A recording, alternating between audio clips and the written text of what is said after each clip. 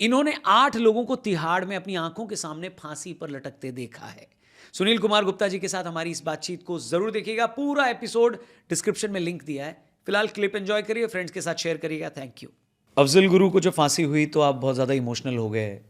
आपने एक बातचीत में ये कहा, तो इल्ज़ाम यही है कि एक टेररिस्ट को आपने हीरो बना दिया क्योंकि आपने इमोशनली आप उससे अटैच हो गए। जब आपने वो इमोशनल साइड दिखाया, तो क्यों आपने ऐसा किया और क्या था उस वक्त वो मामला, प्लीज़ बताएं सर। जी जी।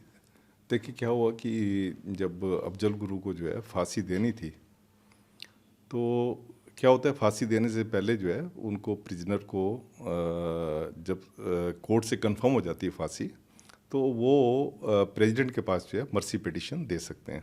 राइट। तो अफजल गुरु की जब मर्सी पिटिशन भी रिजेक्ट हो गई, तो नेचुरली जेल एडमिनिस्ट्रेशन के पास कोई और ऑप्शन नहीं थी बट टू हैंग हिम। तो उसमें क्या हुआ कि मुझे हेडक्वार्टर से भेजा उन्होंने कि आप हेडक्वार्टर के नुमाइंदे होंगे, जो इसमें जो फांसी लगेगी उसमें आप रहोगे। वैसे ही मैं जो भी फांसी लगती थी मैं रहता था, बीइंग लॉ ऑफिसर या लीगल डिप्टी सुप्रीम लीगल भी रहा हूँ पहले मैं, तो लॉ का होने की वजह से मैं उसमें फांसी के उसमें रहता था। टोटल कितनी फांसी देखी सर आपने? मैंने 8 फांसी देखी है। कौन कौन से लोग थे? सबसे पहले अगर मैं आऊँ तो मकबूल भट्ट की थी, उसके बाद रंगा बिल्ला की हुई, उसके बाद करतार सिंह उजागर सिंह की हुई, ओके।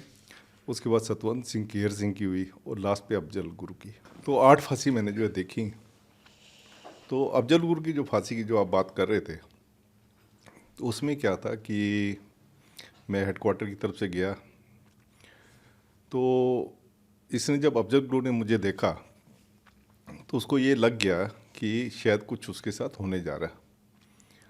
तो रात को हमने उसको अफजल गुरु को जो है जो वहाँ दूसरे लोगों के साथ था वहाँ से उसको अलग करके एक अलग सी सेल में उसको डाल दिया। तो उससे उसको कंफर्म हो गया कि कुछ उसके साथ होने जा रहा है। तो फिर अगला दिन जब था, जब फांसी देनी थी सुबह, तो ये आया, हम सब के बीच में आया। तो हमने चाय वगैरह, इसको जैसे प्रोटोकॉल है चाय वगैरह हर एक प्रिजनर को देते हैं सुबह, तो इनको भी चाय दी। मैं था सुप्रिटेंडेंट जेल जो होता है वो पूरा इंचार्ज होता है फांसी की जो भी होती है, और बाकी और जेल स्टाफ भी था वहाँ पे। तो चाय वगैरह पी, तो चाय वगैरह इसने पी, तो पर मैंने पहला केस एक ऐसा देखा था जो कि मुझे प्रिटर्ब नहीं लग रहा था। ये तो मैंने देखा है जिसको भी फांसी हो रही होती बड़ा टेंस होता है वो, और बिल्कुल एक जैसे गुमशुदा टाइप होता है, बिल्कुल वेवरी दिमाग उसका होता है। But he was cool and compose. तो आया, बैठा, चाय वगैरह पी, हमने भी चाय उसके साथ पी। तो फिर उसने बताना शुरू किया, कहने लगा सर मैं टेररिस्ट नहीं हूँ, जो ये हालात एक ऐसे थे कि ये मुझे टेररिस्ट बना दिया। और उसने एक ऑफिसर का नाम लिया जम्मू कश्मीर के, बाद में वो ऑफिसर पकड़ा भी गया था और जेल में भी, अभी भी शायद जेल में है वो। कहता है उस ऑफिसर ने मुझे इसमें इम्प्लीकेट किया है खाली अपनी प्रमोशन लेने के लिए। उसने मुझे कहा कि फ़लाँ फ़लाँ जगह पे जाना, कार ख़रीदना, और उसके बाद आप इस जगह पे जाना, आगे आपको वो बताएगा। कहता है मैं बस उसके उसमें जो पूरा उसने जो एक भुलेखे में मुझे रखा तो उसमें मैं आ गया था। मैं टेररिस्ट नहीं हूँ, अगर मैं टेररिस्ट होता तो मैं अपने बच्चे को MBBS क्यों करवाता, और अगर मैं टेररिस्ट होता तो आप मेरा रिकॉर्ड देख लें, मैं PUCL की मूवमेंट में काफ़ी अग्रेसिवली पार्टिसिपेट करता था अगेंस्ट करप्शन। तो मैं ये चीज़ क्यों करता अगर मैं टेररिस्ट होता तो। खैर हमें उससे कोई इतना ज़्यादा मतलब नहीं था।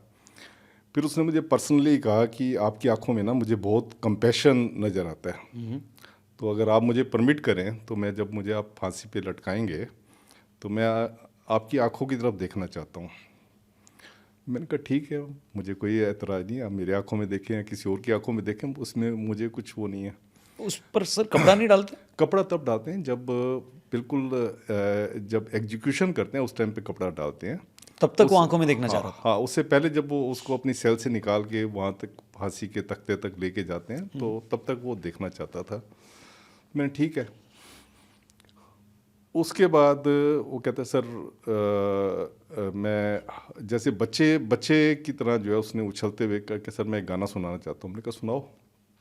तो उसने गाना गाना शुरू किया। एक बॉलीवुड की फिल्म थी, संजीव कुमार की उसमें थी, वो था अपने लिए जिए तो क्या जिए, खुशी ये दिल जमाने के लिए। वो गाना उसने पूरा गाना जो है 5-7 मिनट तक उसने पूरा गाना गाया, सुनाया, हंस हंस के, बच्चे की तरह जैसे उछलते हैं, बच्चे की तरह वो हंस रहा, उछल रहा, और उसने गाना सुनाया।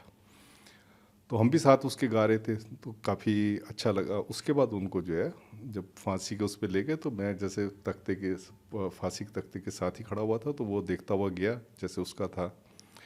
तो उसके बाद जो था पूरी प्रक्रिया के साथ जो है वो लटक गए। उस दिन हमारे पास एग्जीक्यूशनर भी नहीं था, नहीं तो जनरली अब तो एग्जीक्यूशनर जो है वो मैंडेटरी कर दिया सुप्रीम कोर्ट ने। उस टाइम पे एग्जीक्यूशनर रखना जो मैंडेटरी नहीं होता था, तो जेल के स्टाफ ने ही उनको फांसी दी। एक कोई मेरठ के है ना एक शायद, हाँ, पहले थे एक कालू आते थे मेरठ से, और फकीरा आते थे फरीदकोट जेल से, जो जिन्होंने यही फांसी देते थे। यही फांसी देते थे। अब उसके बाद जो है वो रिटायर हो गए या किसी की डेथ हो गई थी, तो एग्जीक्यूशनर कोई मिल भी नहीं रहा था इनके लिए। तो फिर हमने सोचा कि क्योंकि ऐसा मैंडेटरी नहीं है कि एग्जीक्यूशनर आए, तो हमने फिर उसको जो है वो अपने जेल स्टाफ को ही कहा, तो जेल स्टाफ हमारा तैयार हो गया वो देने एग्जीक्यूशनर का काम करने के लिए।